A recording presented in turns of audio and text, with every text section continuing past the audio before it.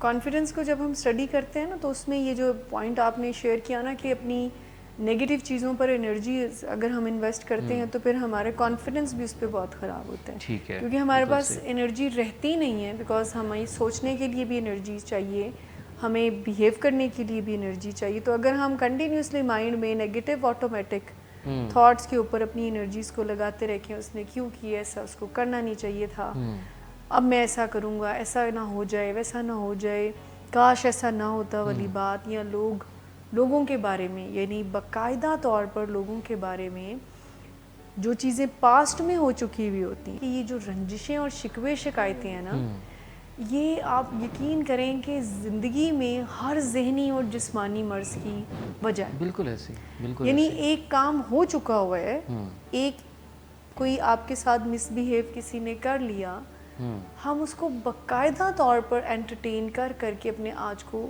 Spoil कर रहे होते हैं। और इसकी र्यूमिनेशन बार बार हो जो है वो रूमिनेशन करना, यानी रंजिशों को, शिकवे शिकायतों को पालना, और फिर उस रिकॉल में टेक्निकली हमारा चूँकि मेमोरी का पार्ट और जज्बात का पार्ट साथ साथ है ब्रेन में, तो जब भी हम कोई रिकॉल करते हैं तो वैसा हम फील भी करना शुरू करते हैं। बिल्कुल ऐसे। तो जैसा हम फील अगर बैड करेंगे तो हमारी बॉडी पूरी सफ़र करती है, और फिर हमारे उससे आगे ताल्लुकात भी एंड ऑल दैट। सो उसमें आपको, जब आप फ्लेक्सिबिलिटी की बात करते हैं तो फिर आप इस की के साथ होते हैं, इस प्रिंसिपल के साथ होते हैं कि आप जहाँ पर आपको आपके नज़रियात रिजिड हो रहे हैं और वो तकलीफ़ दे रहे हैं, तो आसानी से उनको चेंज कर लिया जाए। बिल्कुल ठीक है।